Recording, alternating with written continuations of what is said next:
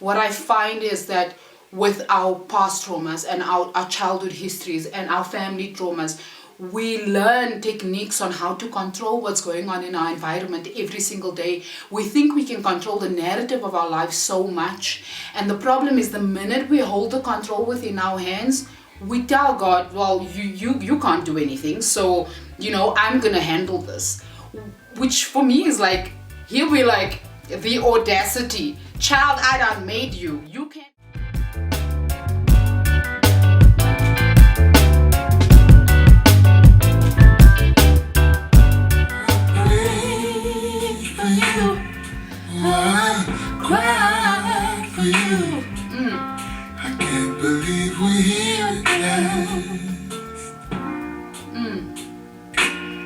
Oh, I pray for you. Oh, I cry for you. I can't believe we're here. How many times have you heard that song on TikTok? It's such a beautiful song. Oh my gosh. It's called First Time by Teeks. Hi guys, I'm so glad you're back. Today I want to talk a little bit about something I don't often talk about on social media, and I did say a couple of months ago that there's a reason I wasn't sharing much about this, but my relationship has developed in such a beautiful way that I feel like it would be a disservice if I don't talk about my relationship with God. So in the years that I have had interactions with church, sang in the church, had encounters, I have really never experienced the God that I know now. And the reason I feel like it's so important to talk about it is because however you believe in God or the universe or whatever that may be, I find that it is in your hardest times when He shows up in a way that you least expect. It's so important for me to talk about this right now because I've gone through the hardest time of my life in the last few months, and I doubt that it will get any better right now. Financially, I'm completely in a disastrous mess, but I have found joy in a way that I didn't realize even existed. And the funny thing about this was, last year in 2020, I prayed for joy. I literally prayed for joy. I didn't know what that was going to look like. I didn't know what that meant I was going to experience, and I didn't know what that was going to mean for my life. And the reason I want to talk about this specific thing and about my relationship is because when I was 15, I had an encounter. And I woke up, I went to bed one night. I really had a very horrible relationship with my father. And I prayed. I prayed for God to see me, but I also prayed for a child. And I prayed for a child because I felt like nobody loved me and I needed someone to love me. But what ended up happening was I literally, and I always think about the story of Samuel, I literally had a momentary encounter with God, and He said to me, I'm going to do something for you.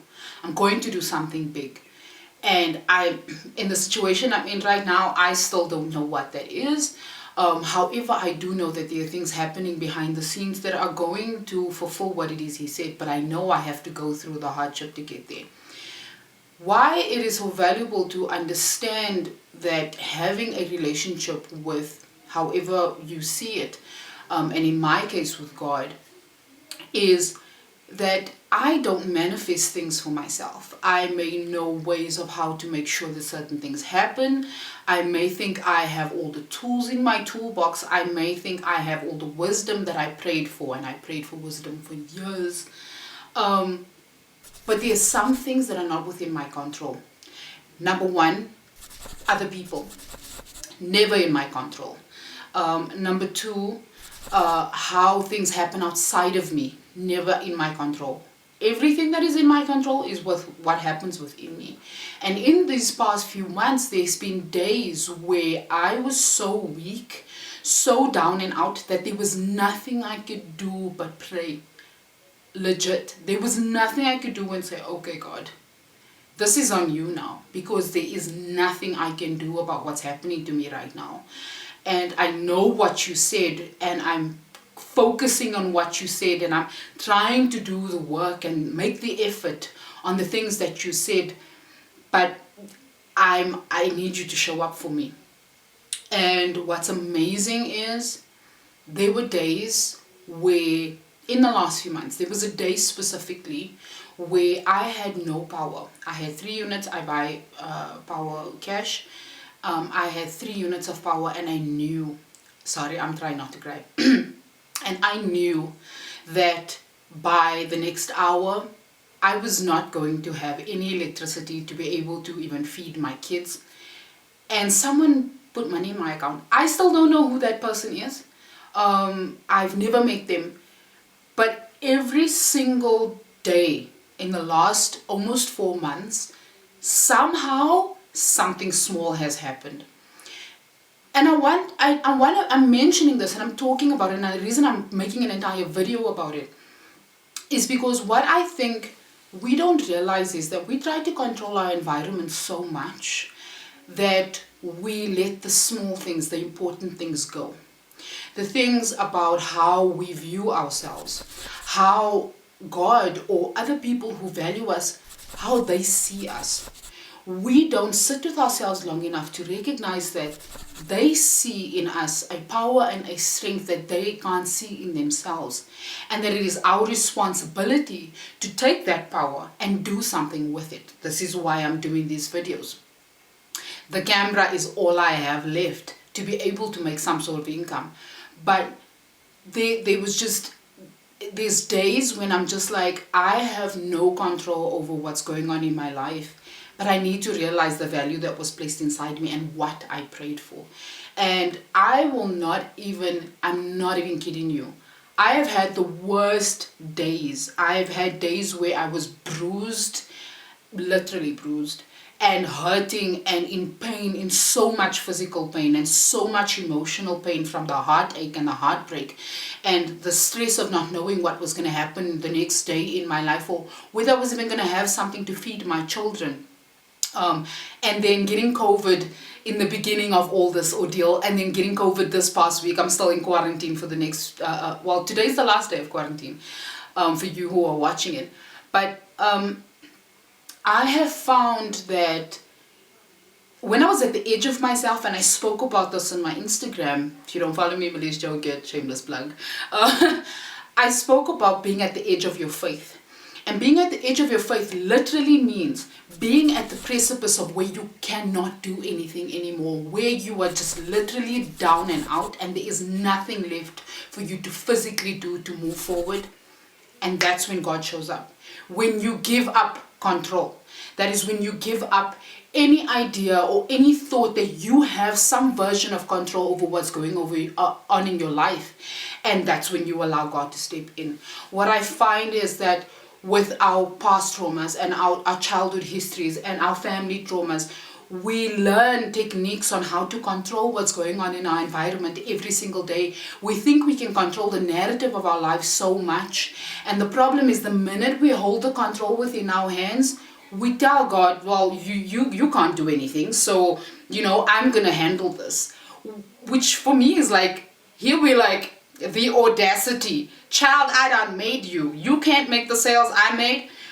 What kind of audacity do you have to think you can control what's going on in your life? My friend Tiffany always tells me about her relationship with God. It's this kind of relationship, and it's taught me that I can't have the audacity to tell someone who was able to make me as uniquely and as beautifully and as perfectly as I am made to function at the level that I do, that he can't control the situation and that I'm going to take over. I had to learn this the hard way so many times, people.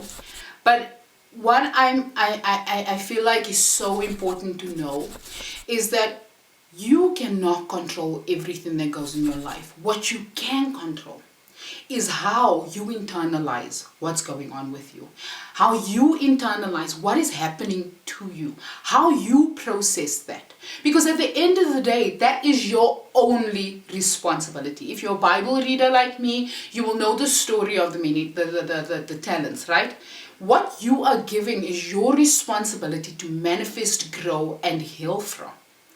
All of the things that happen to you is not someone else's responsibility to heal for you. It is your responsibility to do that. That is your job. That is what God is saying to you. You need to work on that, child. I'm not working on that for you. You need to go through this. You need to walk through those dark rooms, and you need to walk through the how can I say, the stuff you blocked out in the back of your head so you can shift the furniture around and walk through the parts that you refuse to look at. That is not my responsibility, but my responsibility is to take you to where you need to go after you've done that work.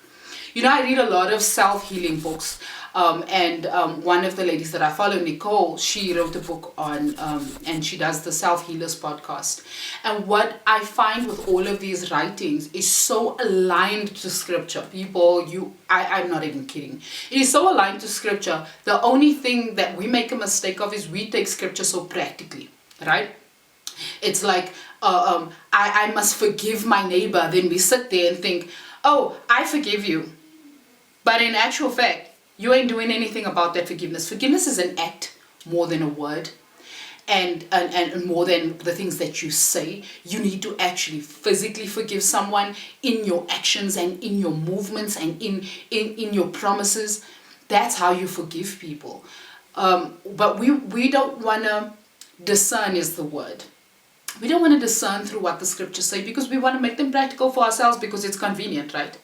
But this is the challenge. If you are pairing both of your scripture reading, your experiences, and the writing that is, especially now in this time, I feel like in the last few years, is coming out talking about healing yourself, growing yourself, what you need to learn about yourself, how to get ahead in the world. All of that kind of stuff is aligned very specifically to scripture. And if you don't compare, but you don't combine the two and then discern for yourself, you're not going to learn anything. That is where wisdom comes from.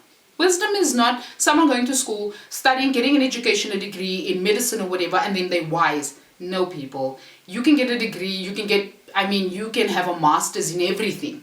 You still won't be a wise person. Wisdom takes effort.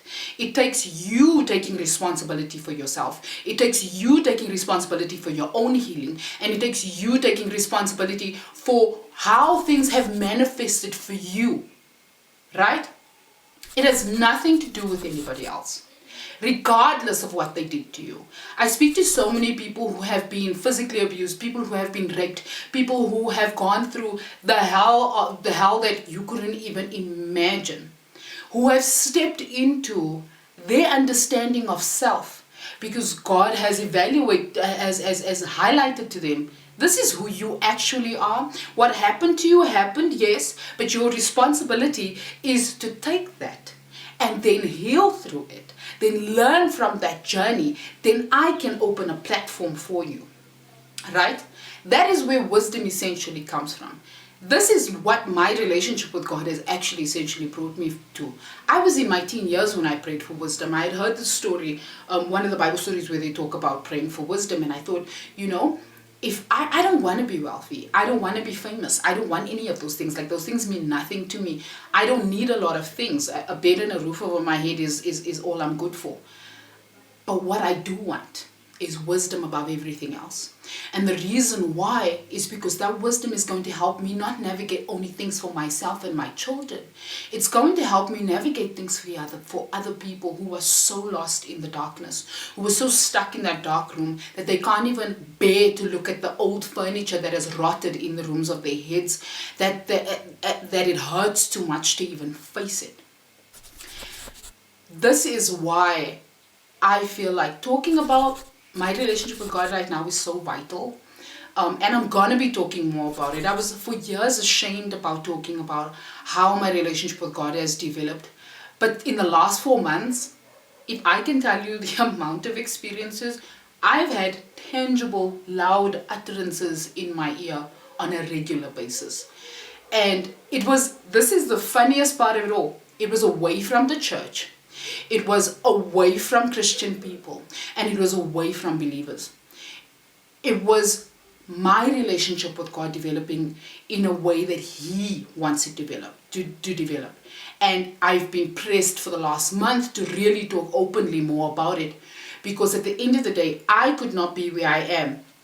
And people, if I tell you about how little I have, you won't even understand what I mean. But where I am, and the value that I understand that He put in me, doesn't make me arrogant.